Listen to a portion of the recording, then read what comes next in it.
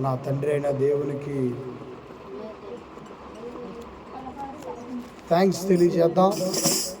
యేసు ప్రభు వారికి థ్యాంక్స్ తెలియజేద్దాం. పరిశుద్ధాత్మ వారికి థ్యాంక్స్ తెలియజేద్దాం. Thank you daddy, thank you Jesus, thank you holy spirit. యేసు మహారాజుకి ఆమేన్. కీర్తన గ్రంథంలో 16వ అధ్యాయము 11వ వాక్యం, నీ సన్నిధిలో సంపూర్ణ సంతోషము కలదు. దేవునికి మహిమ కలుగును గాక. దేవుని సన్నిధిలో మనకి ఏమి దక్కుతుంది? భక్తులముగా మనము దేవుని సన్నిధికి వచ్చి ఏమి ఆశించాలి, ఏమి ఆశిస్తున్నారు, ఇదివరకు మనం ఏం ఆశించాం, ఒకవేళ ఆశించినవి దేవునికి వాక్యానికి అనుకూలంగా ఉన్నాయా లేవా అని కూడా మనము పరిశీలించి చూసుకోవాలి. దేవుని సన్నిధిలో మనం ఏం అడుగుతున్నాం, దేవుని సన్నిధికి వస్తే మనకేం దక్కుతాయి అని వస్తున్నాం, ఇవన్నీ కూడా మనము పరిశీలన చేసుకోవాలి. దేవుని సన్నిధికి మనము రావాలి. దేవుని సన్నిధికి చేరుకున్న మనము దేవుని ఎదుట లేదా దేవుని వద్ద నుండి మనము ఏం కోరుకోవాలి అనంటే సంపూర్ణ సంతోషం. దేవుని సన్నిధికి చేరుకున్న మనము సంపూర్ణ సంతోషమును దేవుని దగ్గర కోరుకోవాలి. కానీ మనకు తెలియక చాలా కోరుకుంటాం. దేవుడే కదా, చెబితే వింటాడు కదా అని దేవుడికి తప్ప ఇంకెవరికి చెప్తాం అనుకొని, అయ్యా నా బాధ నువ్వేను, నా మనసు అంతా నీకే చెబుతున్నాని మనకు ఏది చెప్పాలని మనం ఇక్కడ ఫిక్స్ అయి ఉన్నామో అది మంచే. కానీ అది మంచి కార్యక్రమైనా, ఒకవేళ అది చెడ్డ కార్యక్రమైనా, ఇది నా కోసం చెడ్డదైనా నా కోసం చేసి పెట్టు, నువ్వే అవతలను ఒప్పించు. చూడండి, తెలియక అడిగేటువంటివి, తెలియక తొందరపడి అడిగినటువంటి విధానాలు ఉన్నాయి. అప్పుడు అవగాహన లేదు. వాక్యం ఉంది దగ్గర, బైబుల్ ఉంది చేతిలో, కానీ ఆ వాక్యం పైన అవగాహన లేని క్రైస్తవ జీవితం, అవగాహన లేని క్రైస్తవ జీవితం, పరలోకమందున్న కన్న తండ్రిని అర్థం చేసుకోలేని క్రైస్తవ జీవితం. యేసు క్రీస్తు వారు ఈ లోకానికి ఎందుకు వచ్చాడన్నది పరిపూర్ణంగా అవగాహన చేసుకోలేని లోపముతో కూడిన క్రైస్తవ్యంలో మన నడవడిక. ఎప్పుడైతే పరిశుద్ధాత్మ దేవునికి మనము అనుసంధానమై ఆయనలో ఆయన మనతో కలిసిపోతాడో అప్పుడు అడగకూడనివి అదివరకే అడిగినట్లు తొందరపడి అడగం. ఎందుకు అడగం?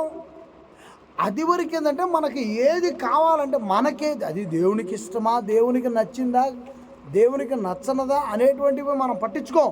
నాకు నచ్చింది, నాకు చేసి పెట్టు, నువ్వు ఉందో చేసి పెట్టడానికే కదా, దేవుడు కదా అని అడుగుతాం.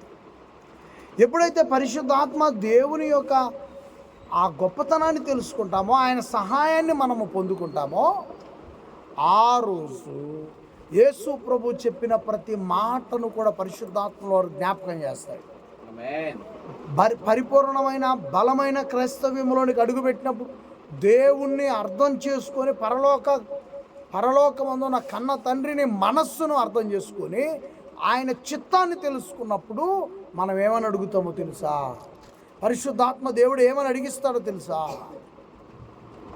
యేసు ప్రభు మత్తయి సువార్త 6వ అధ్యాయంలో చెప్తాడు, మీ తండ్రి మీరు అడగక ముందే మీకు మీ అక్కరలను అడిగి మీకు సహాయము చేస్తారు. గతంలో అవగాహన లేని క్రైస్తవ జీవితంతో ఉన్నప్పుడు ఏది నోటికి వస్తుంది అడిగి, ఎప్పుడైతే పరిశుద్ధాత్మ దేవునితో మనం కలిసి ఉంటామో అప్పుడు పరిశుద్ధాత్మల వారు యేసు ప్రభు వారు చెప్పిన మాటను మనకు జ్ఞాపకము చేస్తారు. ఎందుకయ్యా అనవసరంగా అడుగుతావు? నీకు అవసరమైంది నువ్వు అడగకముందే తండ్రి అయిన దేవుని నువ్వు అర్థం చేసుకుంటే ఆయన నీకు సహాయము అందిస్తాడు. అర్థం చేసుకునే క్రైస్తవ జీవితం, జ్ఞానమును సంపాదించుకున్న క్రైస్తవ జీవితం.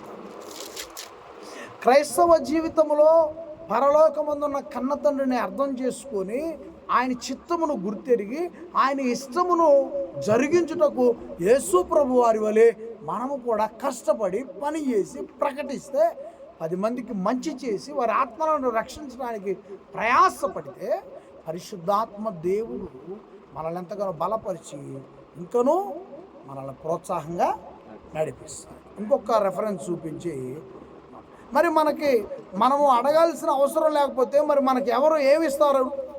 మరి అడగొద్దు అంటున్నావు, మరి ఎలాగా? మరి అడిగితేనే కదా అమ్మాయి. లోకంలో సామెత ఉంది కదా, ఏమంటారు? అడగందే అమ్మాయినా. ఈరోజు మదర్స్ డే. చదువుకున్న పిల్లలు ఉన్నారా? ఈరోజు ఏంటి? Mother's day. మీరు గుర్తుపెట్టుకోవాలి, ఇలాంటివి డేట్స్ అన్నీ కూడా ఏ తారీఖున ఏ సందర్భం ఉందనేది గుర్తుపెట్టుకోవాలి. ఈరోజు మదర్స్ డే. ఏమని చెప్తున్నారు లోకంలో? అడగనదే అమ్మాయినా అన్నం పెట్టదు అని అంటారు.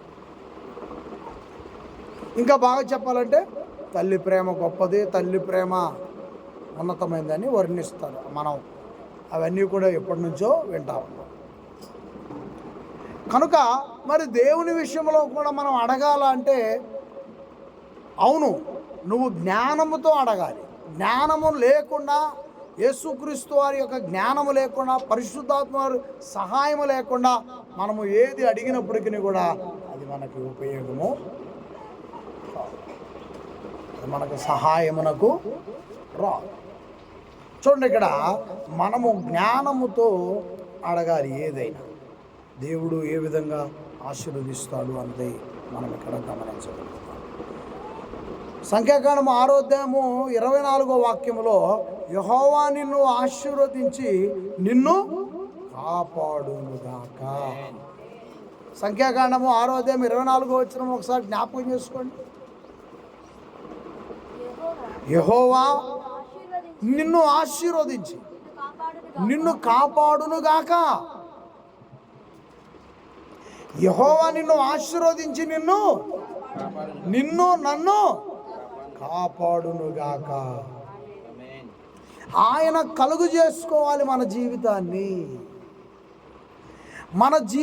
ఆయన కలుగు చేసుకోవాలి. మన జీవితం పైన ఆయన జాలి పడాలి. మన జీవితం పైన ఆయన దయగలిగిన కనుచూపు ఉండాలి.